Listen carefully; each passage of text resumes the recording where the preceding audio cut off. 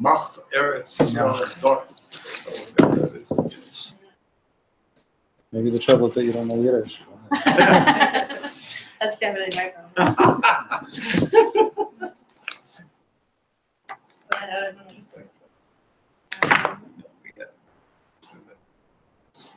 More than one Rebbe, yes. Especially if they're not living here. Take sheets and That's tests. two different things. Huh? Coffee. I heard it. I heard it.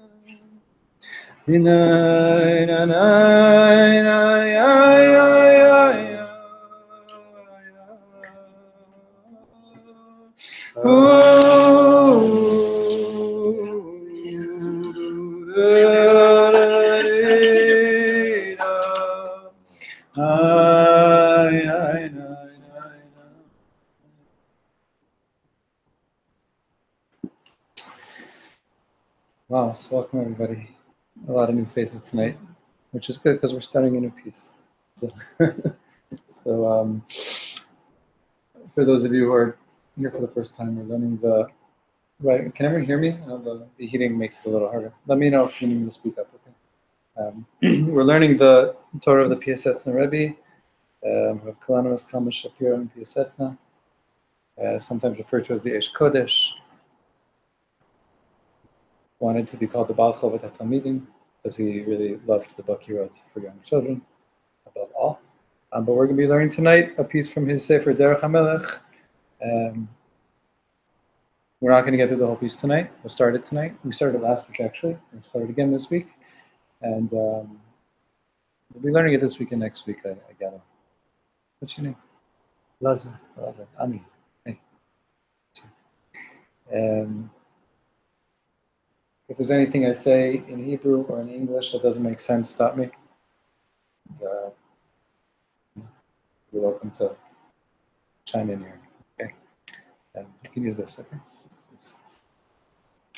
So this is a drasha the Rebbe gave in 1930, Tafresh Tzadi, on Parshat Naso.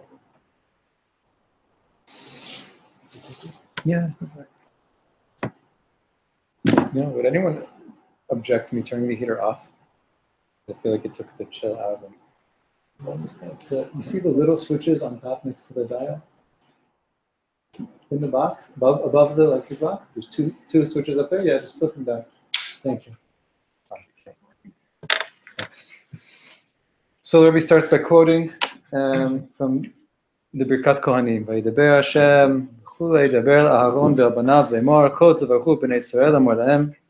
Hashem commanded Moshe to command Aaron and his children to give the following bracha to Bnei Israel. Any parents in the room? You know this one? Any Kohanim in the room? If you know this one, Yivrechecha Hashem v'yishmerecha, Ya'er Hashem panav elecha v'chuneka, Yisa Hashem panav elecha v'yasem shalom. And the pasuk ends, V'samu et shmi al Bnei Israel v'ani avarchem. After the priestly blessing, God says, and they will place my name upon the children of Israel, and I will bless them. So everybody has a question on this. Yishlavin, we need to understand. It seems in the beginning of the pasuk that the Kohanim are the ones who should give a blessing. Ko tevarchu b'nei Yisrael. This is the way you should bless the Jewish people. V'achar kach mesayim v'ani avarchem. Ani levad. And at the end, God is saying, I'm going to give them a blessing. Only me. Only God. Ve'hem rak v'samot shmiel b'nei Yisrael. They're not giving the blessing to Jewish people. They're just putting my name on them. Okay, you have the question? Who's the Shmi? Hashem's name. Samu Shmi. Samu Shmi. They, the Kohanim, will, God says, they will put my name on Bnei Israel, and I, God, will bless them. The Kohanim will put God's name upon them. Okay.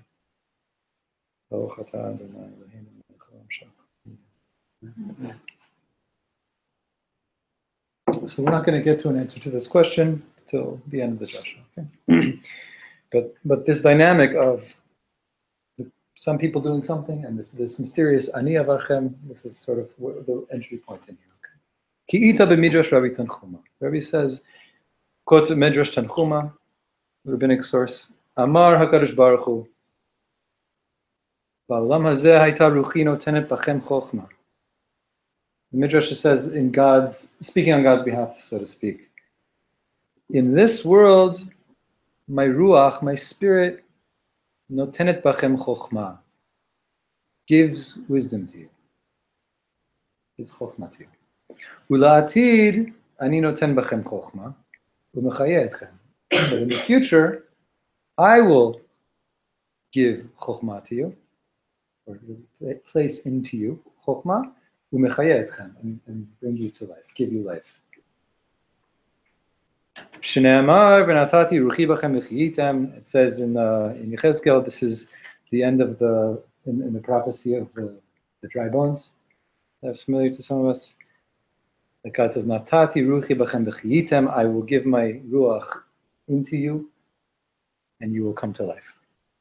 So Midrash is saying, in this world, it's kind of a subtle and mysterious thing. The Rebbe is going to parse this out for us. But just to lay the groundwork, in this world, God says, my ruach is giving you chokhmah. My ruach, my spirit. In the future, I will give you chokhmah and give you life. Not my ruach, some kind of direct I. Okay? That's the difference here. But now the Rebbe has a question about this midrash too. It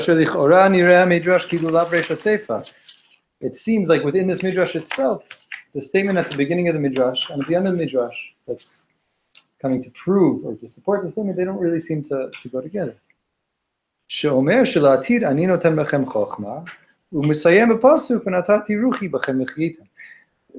Right? The midrash was saying that God says, I'm going to give you chokhmah in the future, not my ruach.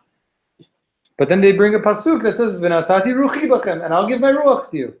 It seems to be exactly the opposite of what the midrash just said. That's being set up.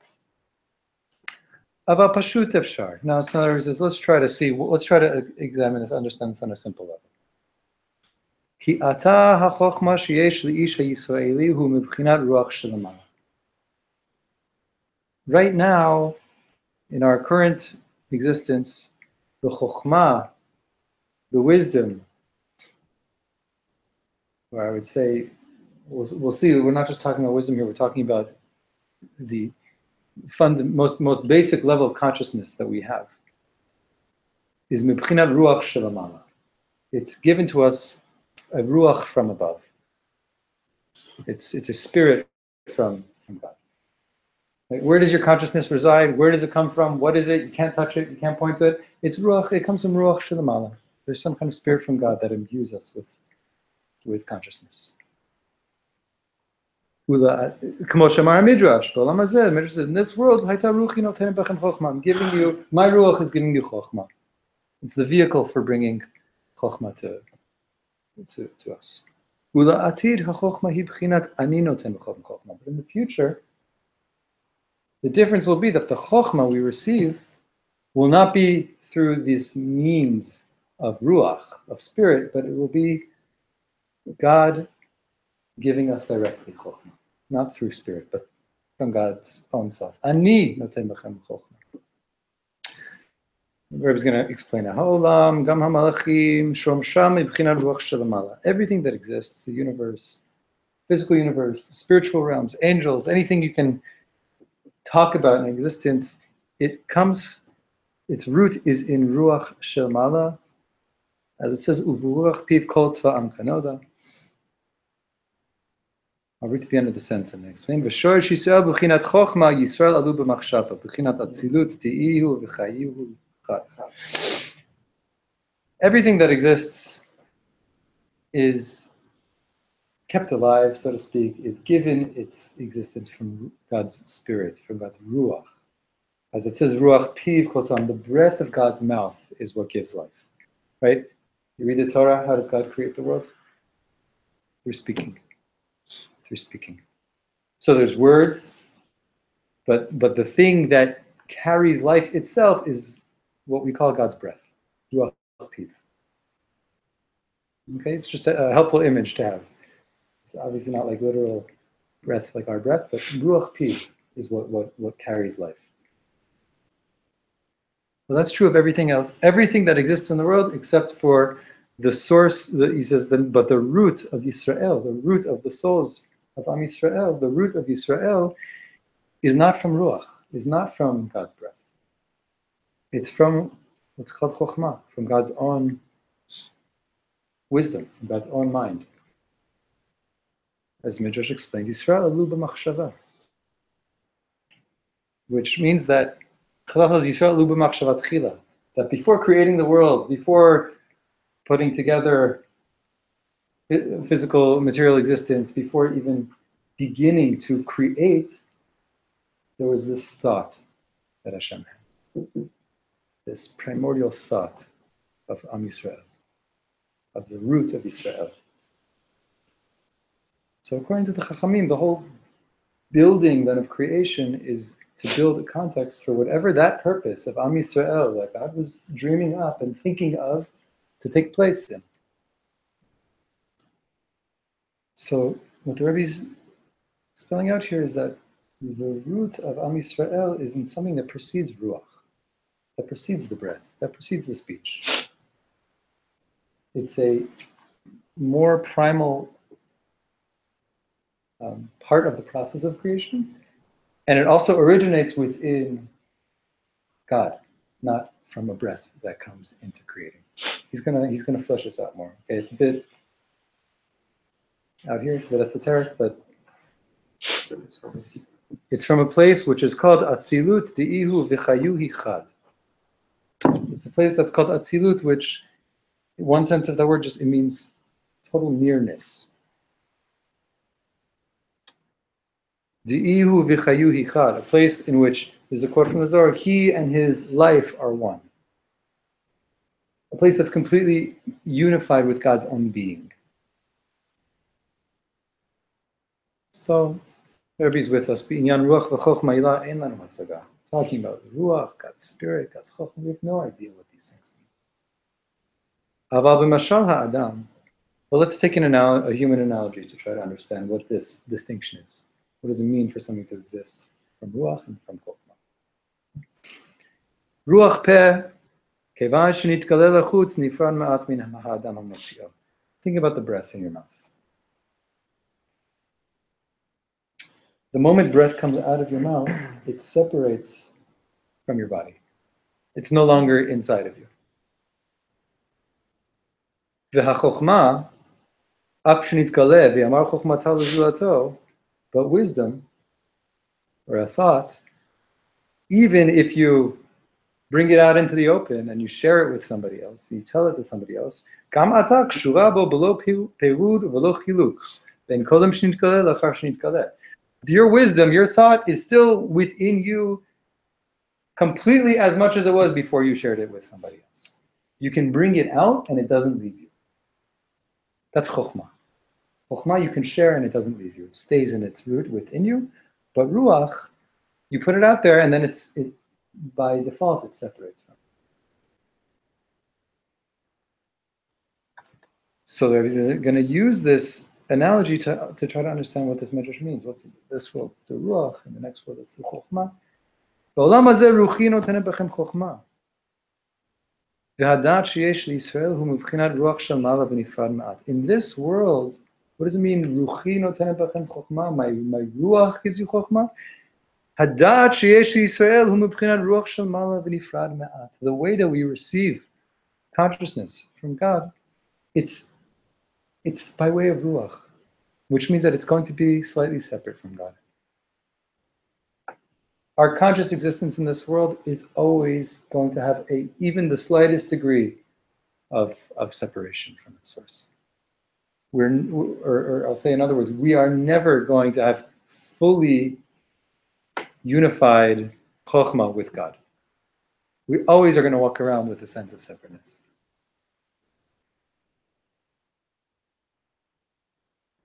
And then he says, so some of the ramifications of that are, first of all, means that we can't really comprehend something that's beyond that mode of relationship. Another ramification of our consciousness being separate from God, even into the slightest degree, is that we cannot do with it what we want. It's not really God's anymore. So I can use my chokhmah and my dat. I can do things that are completely ungodly. We're talking like kind of in a very high way, but I think the Rebbe is talking about some very basic questions of, if me, my mind, my soul, if I come from God, how is it possible that, okay, so there's something godly about me, but I can be completely not godly? Like, how does that work? So the means by which he's relating, so it's ruach. You have God breathed into you and said, "Gesundheit, hey, go do something good." But because it's on a level of ruach, because it's in such a way that it's going to have a degree of separation, so you actually have free reign to do things that are completely not godly with that. Klomar gam ata ish Yisrael shorsho b'chokhmah ilah. Even now, our root is still in chokhmah ila'ah. It's still in God's own thought, mind, consciousness, whatever those things really mean. But in chokhmah, that part of God that doesn't actually leave when it's shared outward, right? Like my thinking, I don't lose any wisdom when I share it with somebody else. So God created us, and the root is still rooted within God's own being, but the way that we receive it and the way that we carry it is going to be with a degree of separation. But just listen, he gives such a beautiful term here that we're going to keep coming back to. Where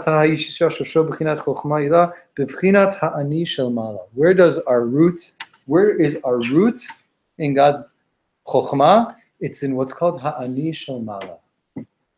The word ani in Hebrew means I. The I above, ha'ani shel mala, which I think, simply speaking, is a way of articulating God's own sense of identity, God's own being, the God's I, God's self. That's where our root comes from. Rak chokhmato mibchinat ruach nimshacha. But the wisdom that we have, the consciousness that we carry in this world, so our root is in God's own self, God's own identity. But the wisdom, the consciousness we carry in the world is ruach, is something that's left God, something that's a bit separate. And so then, because I have a root that's completely bound in God, and I have a consciousness that's separate from God, so I could just live a total existence that's only in that separate realm. Right? My whole life, I could just have that separate existence. If I only want to walk through the world with my own private consciousness, not only will the ani shel mala never be revealed within you, not only will God's being, God's identity, God's self not show itself through us. Rak gam atzmuto, atzmut Yisrael lo titkele. But your own deeper identity will never be revealed. This stuff makes sense. It's very kind of like big things he's saying. You feel like even just on his terms, that are we following? We have questions? Don't be shy. What part of what the Rebbe is saying, there's a split here between who I am in my core, in my root, and how I am in my existence in this world. I have a root that is something much more profound and deeply bound up within God's own self. That is my root before I was created and after I was created. That is my root, and that doesn't change. But what changes is that at the same time, I have this separate da'at, this separate chokhmah, this separate consciousness that my life kind of flows with. Can we say that ani connected to ego at all? Is it helpful for you to understand it that way? I'm just asking. I'm not sure what you mean by ego. Ha'ani shel mala means God's, whatever it means for God to say I. That's what we're talking about when we say ha'ani shel mala. And when it related to us? We're not there yet. We're not there yet, but what he's saying now is that the ani shel mala is where we come, is where our root is, where we're rooted.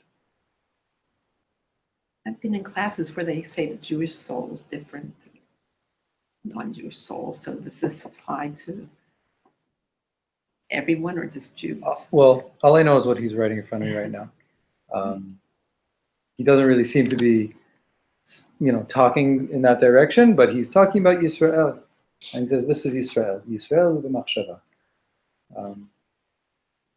We'd have to ask him what he says about other people.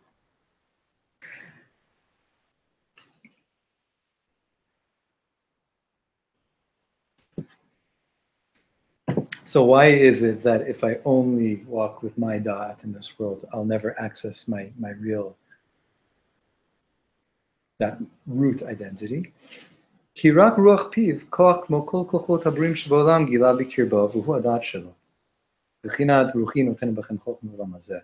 All the most that I can hope to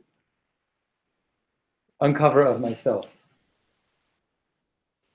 Again, walking through the world with my own da'at, the most I can come to is always going to be on that level of ruach piv, of a separate being, separate existence from God, a separate consciousness. It could be profound, it could be brilliant, it could be life-saving, it could be one of the most amazing da'at that has ever been in this world, but it might not be touching the root of my identity, and it might not be touching the ani shel mala. So far we're talking about these two tiers, Olam Hazeh and La'atid. Olam Hazeh is Ruach, La'atid Ani Noten B'chem Chochmah. He says of Aliyah Zu Shel La'atid, this more elevated level that the Midrash calls the future, Shel Ani Noten B'chem Chochmah Muchayet, kind of I, of the Ani giving us Chochmah and life. Tzarich Ha'ish Yisrael Hachin. It's something that we need to prepare. Not prepare for, actually prepare, like you're preparing a meal. Like we have to get the ingredients together and put them in the pot. Like we have to start that process. Tzarich ha'ish Yisrael ha'achim. V'al kol ish Yisrael ha'chov l'karev et atzmo la'ha'geula. Each ish Yisrael, the Rebbe likes to use the word Yisrael, not the word Jew, not a Yehudi. He calls, and it's because of some of the things we've already seen here, that there's a root identity called Yisrael. So the Rebbe, oftentimes he's always going to be using the term of a Yisrael and Ish Yisrael. It's a chov, an obligation for each member of Yisrael, l'karev et atzmo la'ha'geula, to bring ourselves closer to redemption.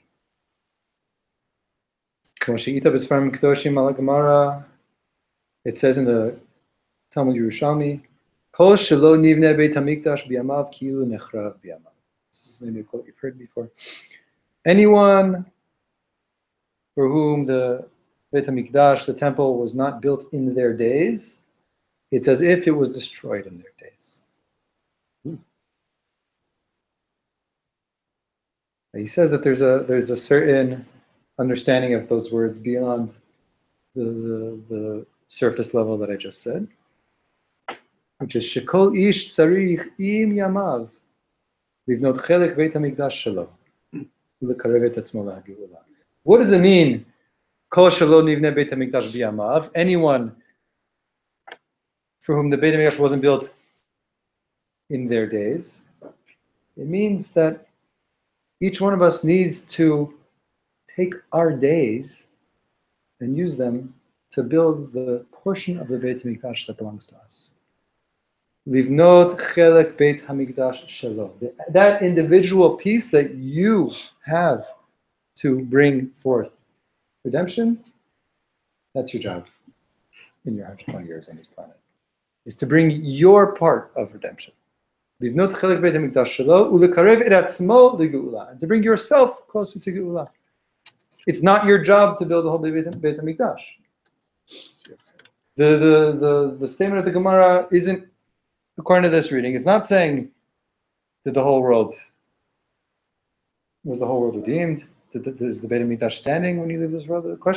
That's not a question that I have such a part in on that level. The level that I have a part in is what happened to your stones? What happened to the portion that belongs to you? Did you manage to bring yourself closer to your private individual soul's redemption? Right?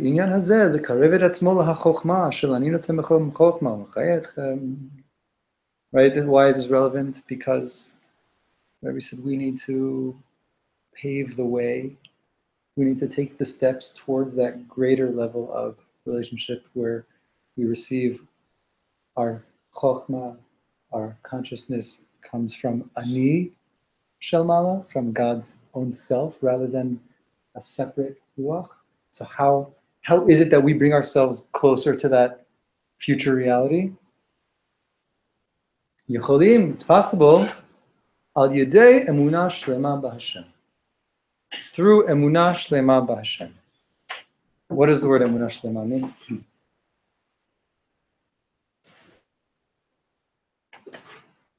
What's emunah shlema b'Hashem? It's not a trick question. What?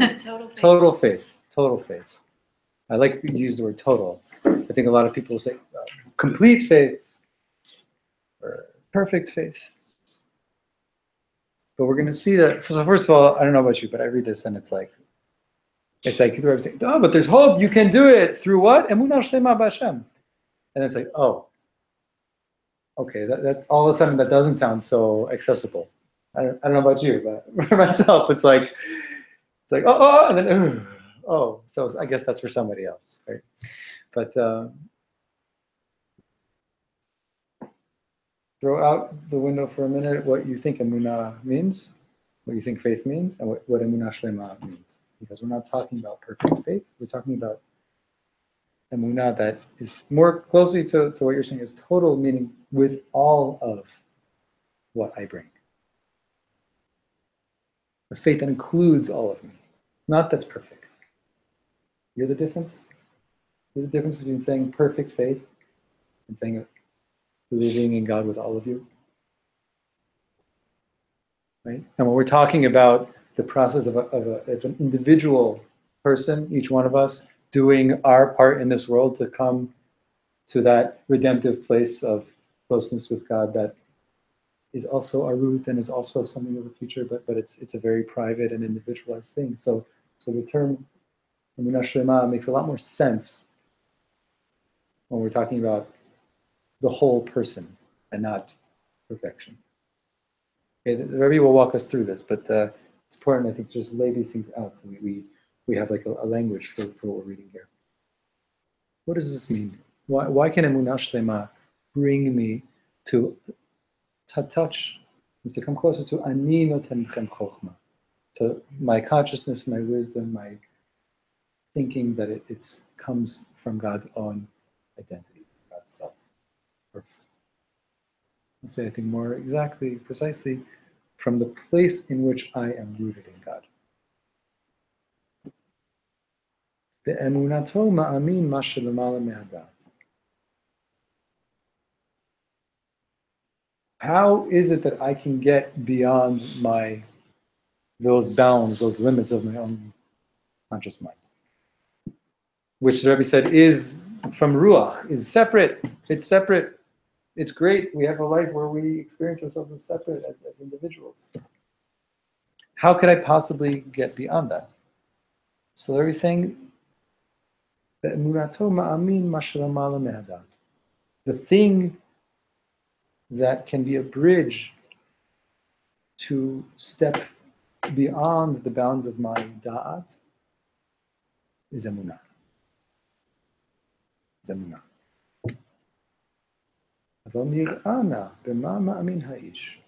But how exactly do we do this faith thing? What do we use to believe in God? Tefillin mekayem bayad. I have a mitzvah of tefillin. Okay, I know that I use my hands to do that. Ahava Hashem. Okay, you want to take something less bodily. Love for God. B'midah ahava shelo. So I have there's a part of me that loves, and the love within me I can use that to love God with. Uvemahu ma'amin. But with what do I believe? What part of me do I flex? Do I use? Do I build to have this thing, to do this thing called la'amin, emunah? Adam choshev shedai lo im ya'amin b'machshavato. People think that it's enough to believe with my brain, with my thoughts. Shiachshov b'machshavato ani ma'amin b'Hashem shehu l'mala mehasagati u'l'mala mikol ha'olamot. That I have a thought. So I believe in God, who is above my understanding and above all existence. But in that way, I'm only believing in my thoughts. It's not emunah shlema. It's not total emunah. It's not whole emunah. It's thinking. It's intellectual emunah. This is how most people think about emunah. I have to think of the thought of believing. And somebody who really believes thinks the thought of believing stronger. It's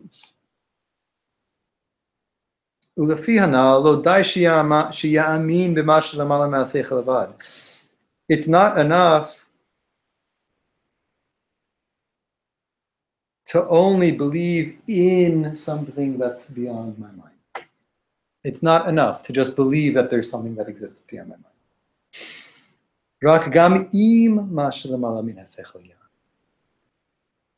My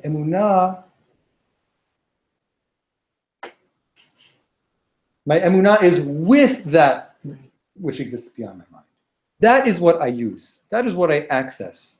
That is where I meet emunah. Is by accessing something of my own being, something of myself that's beyond my mind. There are things beyond our minds, even the smartest of us. And that's what I need to use. That's where I need to go to have emunah, not to think the right thoughts. Right? If you understand Hebrew, I'm going to read it just through once in the Hebrew because the sort of poetic contrast is where he really kind of drives the point home.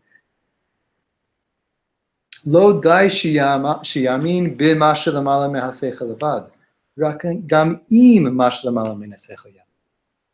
It's not enough to believe in something beyond me. Belief comes with that which is beyond me. Well, beyond my mind, not beyond me. Beyond my seicha. Lo b'machshavato v'sichlo levad yachshov shema'amin. Not to just think with my thoughts that I believe. Ki emunah shi b'machshava shelo levad hi mibchinat ruach piv. Because that kind of emunah is only on that level that we've talked about tonight. Ruach piv, God's breath. It's something separate. It's all bound within my separate individual consciousness that's detached from God. That's detached from God. V'lo higia imalamala. It's not going to take me above that, beyond that. V'hashoresh shetzrichim lagia, to the root that we need to reach. V'gamhu odo nish'ar b'chutz, and more so. If I'm only believing with my mind, which is something that's going to be separate from God, I'm always going to stay on the outside. כיוון שאת העצם שלו, עצם ושורש ישראל לא גילה, ולא הדביק אותו להשם באמונתו. Because my etzem, my core, my essential self, etzem v'shoresh Yisrael, the root of Yisrael, which is, remember, it lives b'machshava, in God's own machshava, in the ani shel mala, in God's own identity. I will never have discovered that or attached myself to that or connected to God through that. I will only have connected to God through my separate thinking. And so as much as I have a strong and refined sense of intellectual belief, I will always be nish'ar b'chutz. I will always remain on the outside. On the outside of what? On the outside of what? Of the ani. Of the ani. What is it? What?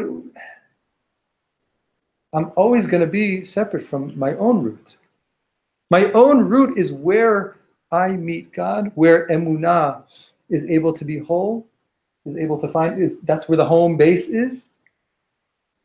And as long as I'm only operating within that, the bounds of my seichel, of my da'at, I'm going to be outside myself even. I'm not even going to really access my root. So, is it like saying that in order to get to your own root, you have to go outside what you're saying? Well, I don't know if it's an outside. It's a beyond the mind. It's beyond the mind. Not necessarily beyond the self. Right. I would say actually truly into the self, but not bound by the mind's limitations. The higher self. I mean, ani shel mala is probably a close translation to higher self, right? But here it's capital self. It's ani shel mala. It's God's ani. You know that one of the names of God is ani. Ani. When we say Hoshana Rabbah. And throughout Sukkot, ani v'ho Hoshiana. Ani v'ho Hoshiana. So it's from Mishnah and Sukkah and the Rishon. We're saying names of God. Saying names of God. Ani Hashem Elokeichem asher tzeitti lechem eretz Mitzrayim. God calls the name Ani. That's what the Rebbe is talking about also. Hashem amar Anochi Hashem Elokecha. Lo Anochi Hashem b'lvad. Rak Gam Elokecha. Right at Har Sinai, Amadan Torah. The first thing Hashem said was, Anochi Hashem Elokecha. I am Hashem, your God. Lo Anochi Hashem. It wasn't, I am God. It wasn't, hi, let me introduce myself. Rak Gam Elokecha. It was, I am Hashem, your God in the singular. Lo Elokechem Lashon Rabim. Not all of your God. Rak Elokecha Lashon Yachid. Private, individualized, one-on-one address. I am Hashem, your God. Shetzarich ha'ish lekabel al atzmo bepratiyut et elokuto yitbarach. This means that each person needs to accept upon themselves individually elokuto yitbarach, the divinity of Hashem. Everyone needs to. Wait, this is the first mitzvah of the Torah. Anochi Hashem Elokecha. First mitzvah of the Aseret Dibrot. It's actually the root of the source of. For those who think it's a mitzvah to believe in God, this is what it's based on.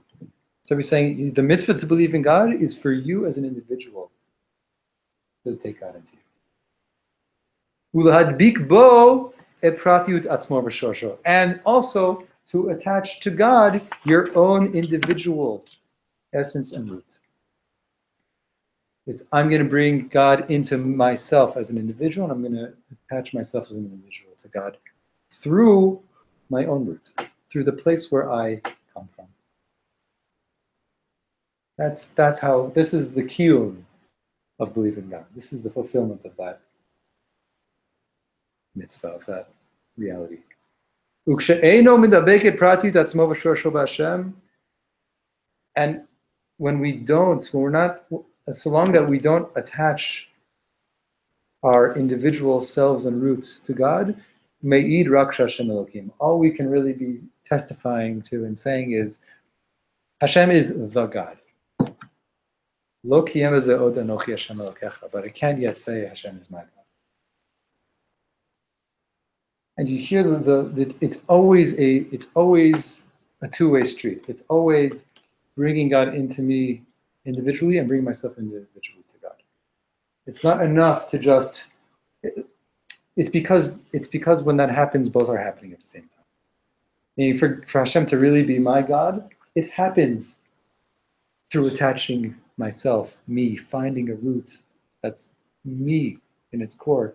That's part of God. It's not. There's two parts of that relationship that come together. Emunah tzricha liot im atzmo v'shorsho lo machshava levada. So emunah, again, faith, it needs to be with our essence, with our root, and not just a thought.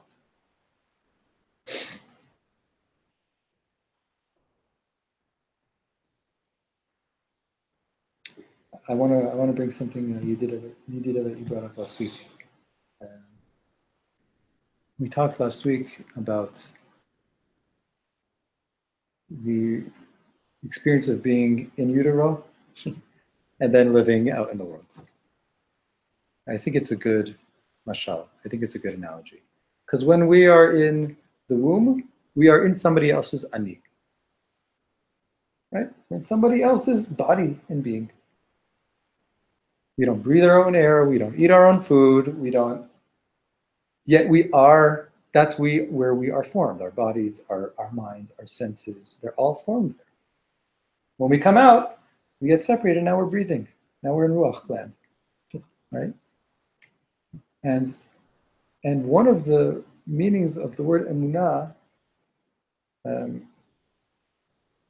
in Oman is a nursing mother. Moshe Rabbeinu said to God that I've carried these people like a wet nurse carries its child. Kasher Yisayat ha'aman atayonek. In Oman, one who does the act of emunah is the one who it's feeding the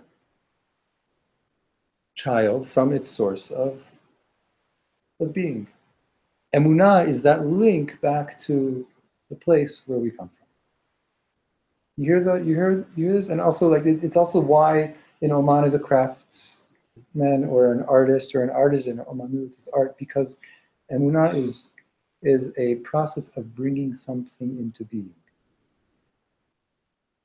Bringing something into being. A mother brings the child into being. An artist brings a work of art into being.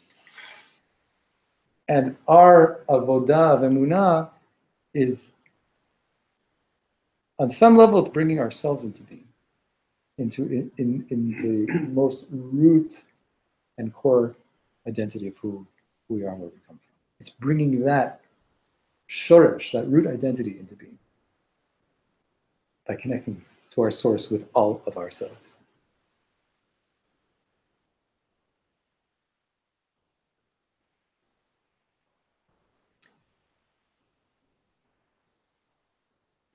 Sarichu, Rabbi's going to give us an example now of what it looks like to practice emunah with our root and not just with our thoughts.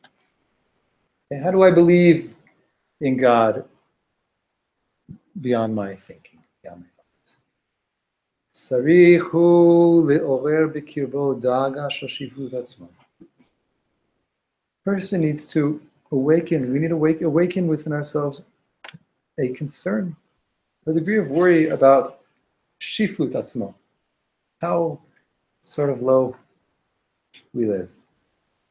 I need to have a sense of, man, what's going on with me? What's going to be with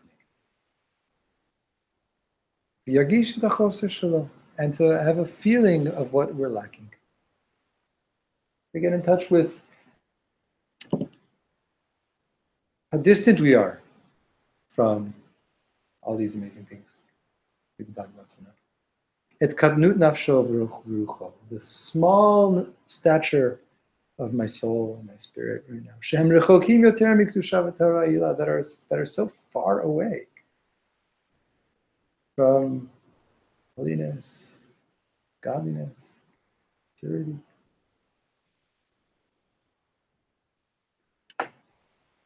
And when we say the pasuk from Tehillim, I lift my eyes up to the mountains, where will my help come from? To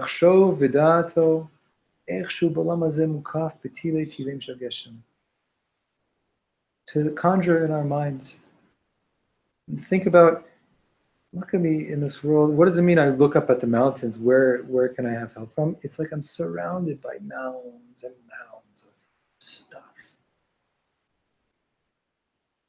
It's like mountains that surround me, and they block my path everywhere I go. Like, how am I ever going to get somewhere here? How am I ever going to reach beyond this way of being? And from the insides of my heart to call, to scream, I look up at these mountains. Where in the world will salvation come from? How the heck am I going to get anywhere?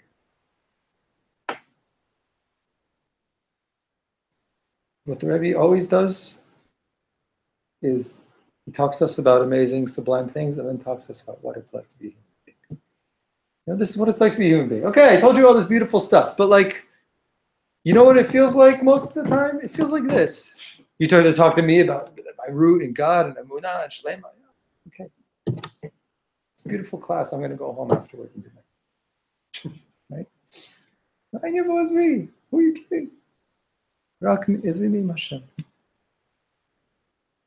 can save me somehow. That's the only place. The only thing.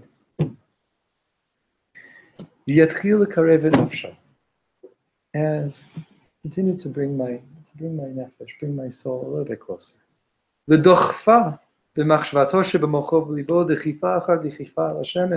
to push my soul in the thoughts in my mind and in what's in my heart. One push, another push, closer and closer towards Hashem. Et Hashem ein hu masig.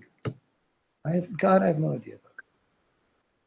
See God, I don't know where God is. All I can really feel right now is that I'm distanced from God and that it hurts. And what's missing. That's all I can,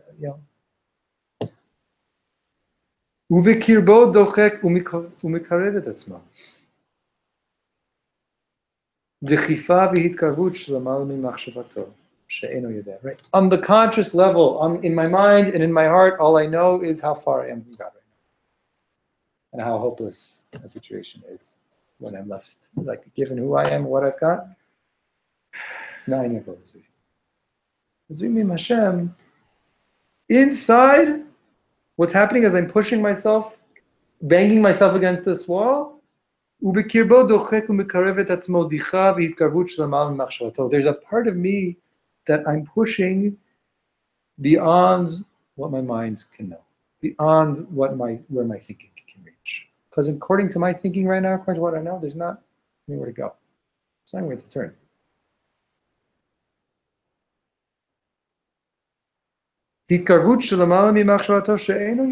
I'm actually pushing myself towards something that I don't know. I can't quite see it. Can't really recognize it. That thing that I'm coming closer to in these moments. This moments of pushing myself, of calling out, of desiring something more, of crying out to God, and not finding God. What's happening in that moment is that I'm coming closer to something that is unknown to me. Because in its essence, I'm actually, the thing that I am coming close to is in its essence, it's actually something that is beyond my ability to intellectually know. I don't know with what part of myself I'm activating, I'm coming close now. What's pushing me, what's compelling me forward is not my thoughts. It's not my diburim, it's not my, these like positive statements or mantras. It's not the words that are doing it for me. And it's not Maisa. There's no thing that I'm doing that's bringing me somewhere else. Rak einav skurot. My eyes are shut. Umachshavato ritzono v'chol midotav nichlalim v'ne'elim b'nafsho. All of my thoughts, my whole will, all of my midot, all of my qualities and my emotions, they're all encased and concealed in my soul right now. It's all subsumed in this push, in this conviction, in this desire. What I'm doing in this moment is that I actually have my whole being with me. And I can't see it, and I can't know it, because it's not bound by any one of these pieces. This is emunah b'Hashem. This is what it means to have belief in God. Not standing on the chair and saying, hey, guess what? I woke up this morning and saw God, and I know now how to be close to God, and I know now how to be, the person I need to be in this world. No, he's dafka bringing us an example of experiencing the exact opposite. Of experience, I have nowhere to turn. All of my known options and capabilities, and in that very moment, there's something that's carrying me. There's something that's still pulsating and pushing inside of me that wants to come closer to something that I don't know what it is. And I'm bound here because I don't know beyond this. And the only way to begin to access something beyond what I know is for those walls to come crumbling down. Is to feel how closed I am when I'm only thinking and knowing things. And in this moment that, I don't know, I would say this is like a moment of desperation, right? It's a moment of desperation.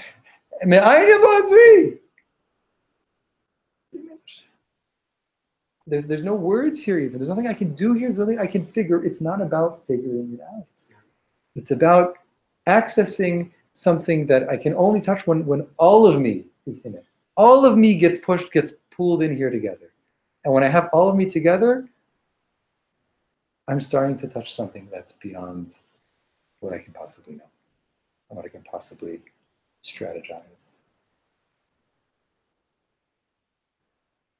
Did you ever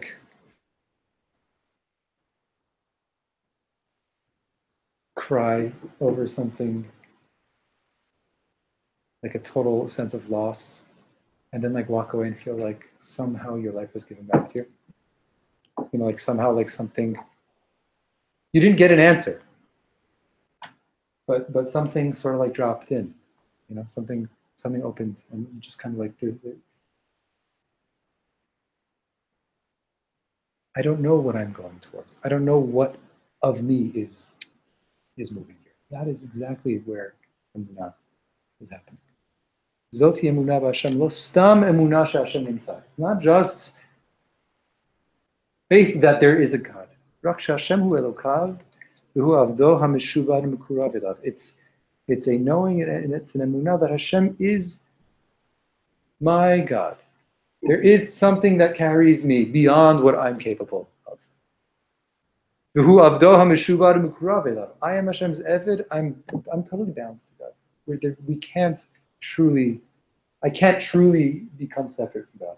And it's sometimes dafka, specifically in a moment of crisis or desperation, or when all the other options seem shut. It's sometimes only there that I kind of come to that recognition of, wow, as far as I'm going to go, I can't escape. I'm Meshubad and Kurav. I'm closer than I could have ever thought or imagined or explained to you, or told myself. And the deeper we go into this kind of emunah, into this emunah again that's touching something beyond what's known to me. And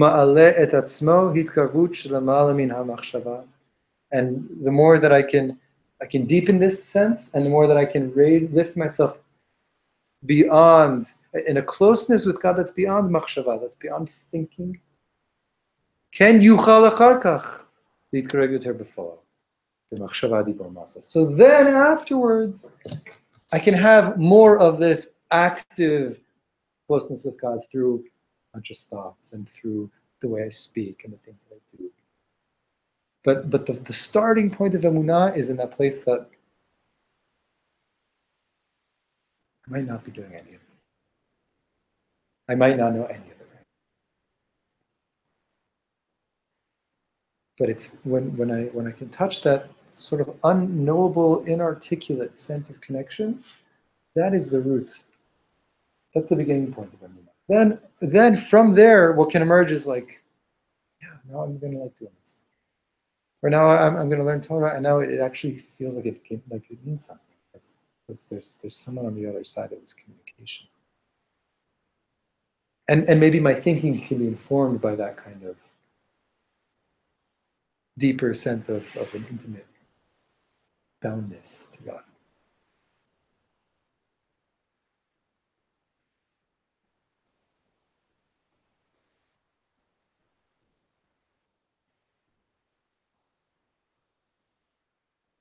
I'd love to hear anyone's thoughts here. It totally makes sense. It's like if we have this higher eye that like our machshavot can't touch, and it's like what we have as dat that's guiding us through the world is what we see as ourselves. And we need to get to this place where we see that our dat can't help us anymore and experience that like total death of ego, that death of the self as we know it, to see that it's actually something so much higher that's like giving us strength. And then we can like touch that higher thing because we see it's not us anymore. Like we just I think it's really important that the Rebbe brings us an example. Like if you asked, me half an hour ago on page 1, oh, Hani Shamala, your root in God. Like when the Rebbe said, let me explain to you what that looks like. You wouldn't imagine this, right? You'd imagine something like very glorious and happy, celebratory. I think the Rebbe is specifically giving us an example of where do you meet God beyond what you know? In the place that you would never think God can be there. He has to bring us an example of a place where our bound knowledge cannot reach God, and it only can be through something more total, more all-inclusive than the infinite. yeah, but kind of like what you're saying, where like, if you really truly want God in you and like you have to realize that He can't be fit into your mind. Your mind is so limited. You're trying to fit something that's limited inside a little thing. It's not going to work. It's not the kind of like fit into that. And I think we have a cultural bias that cuts across every sort of level of life, that the intellect is the most important thing, the most valuable thing, the most worthwhile. If you can explain something to me intellectually, then it means that you know it, or then it means that it's real, or that it's true. And what we see this is kind of one of the foundations of Chassidut, but what the Rebbe articulates so powerfully here is it actually works the other way around. The thing that's the realist may not have any words for it. Don't discount that. Adarabah. That's your root. That's where it begins. It begins. And maybe if you can tap into that baseline enough, so maybe your thoughts will begin to sort of like emerge from it. Maybe you'll have something to say about it. And maybe you won't. But But don't be misled by the world and by your own thinking to go find God in your own thoughts or in somebody else's thoughts. See? This word hits kiravut, that intimacy of that closeness. Mm-hmm. So we become so absorbed by it, for it to be real. We no longer have emunah in. We become the emunah. Yeah. We become the emunah. Uh-huh. And it's only because we can't control it. Mm-hmm. And we can't define it, and we can't articulate it. It's like totally letting go for that moment. Mm-hmm. And that's what we're desperate for. Mm-hmm. I believe that's what the Piaseczna is saying. That's what we're seeking. That's what we're desperate for. Mm-hmm. Is to experience it. We're not desperate. We're not hungry to believe in God. Right. I can be satisfied by that until I'm not anymore. No. Right? Until it just doesn't add up anymore. I'm thinking of warm chocolate chip cookies. Uh-huh.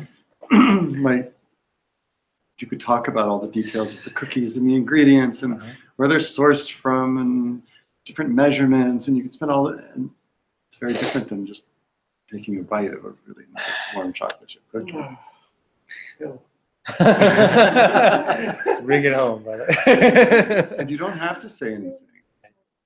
But if somebody else has had a nice chocolate chip cookie, then you could talk about the recipes, and it means a whole different. You know. Yeah. Yep. And you know.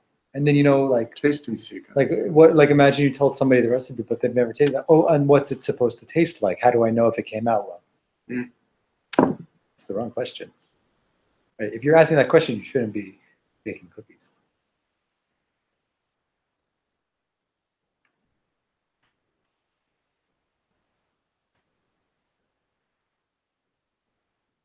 So we'll continue with the rest of this text next week. Kind of a dense piece. But I want to take just a couple minutes here and give ourselves a chance to feel into this Torah a little bit. Because just hearing his words is powerful, but remember, Rabbi said that we're talking about something that doesn't have to be bound by words. So just take a moment to come into your body here. And relax.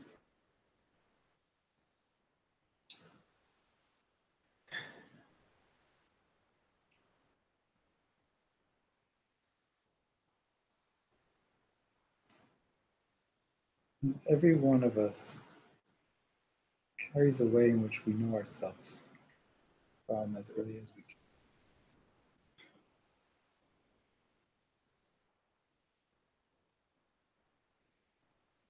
It's a piece of us that maybe other people get a peek of.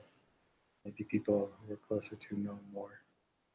But I'm not even talking now about the details. I'm just talking about the sense of knowingness and of familiarity of yourself. And just take a few moments to give that attention.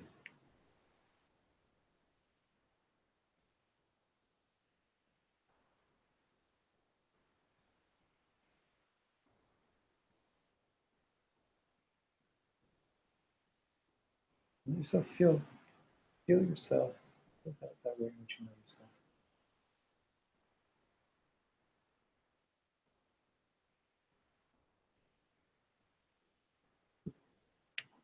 In the place that's maybe not able to be known outside, on the inside.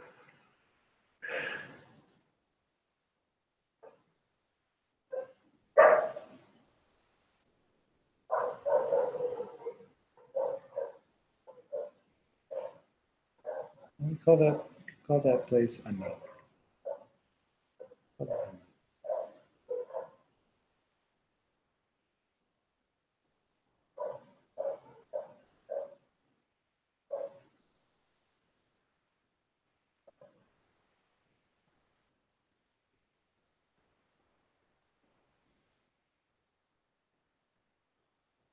No. So let that ani know that from the moment it's been known, I've been carried. I was brought here. I've been carried and accompanied this whole time. For every moment of my life, every experience, whether I was conscious of it or not, Sani has been with me, and the Sani has been carried by Hashem.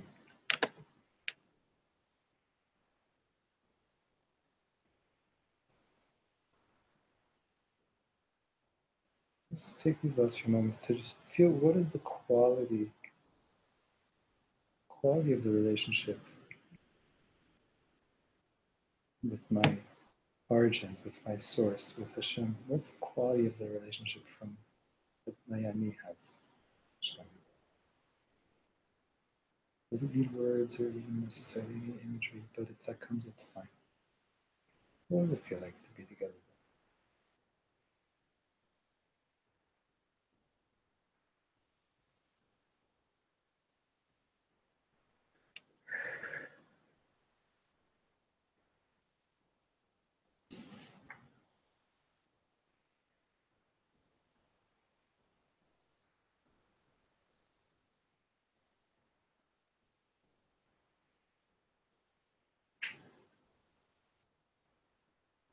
And what would it be like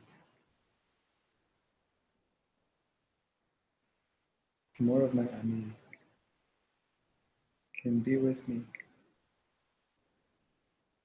in my life now?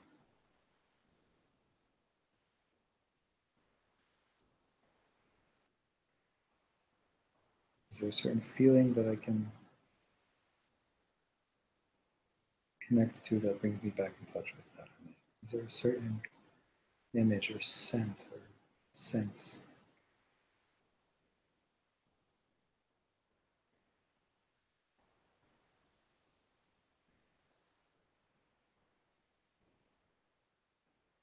If you don't know, at least just let yourself carry the question.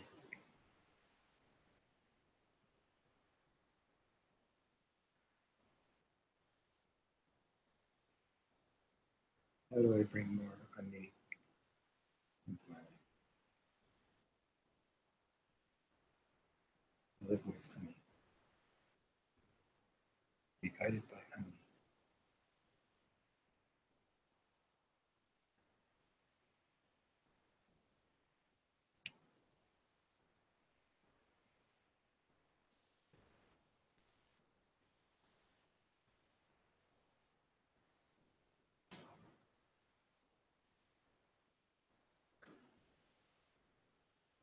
Sing Nigan we started with. And you sing, you can come back to the room as you're ready to.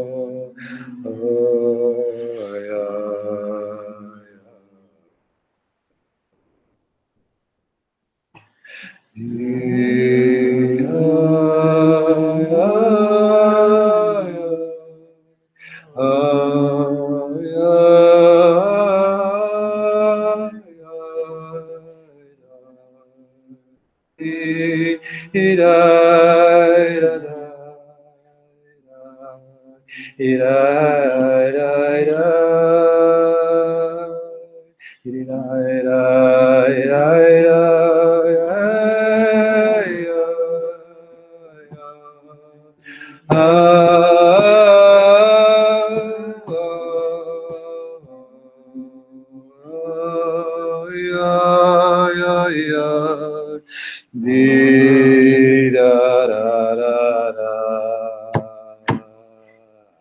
Ay, ay, ay. Di da da da. Di da.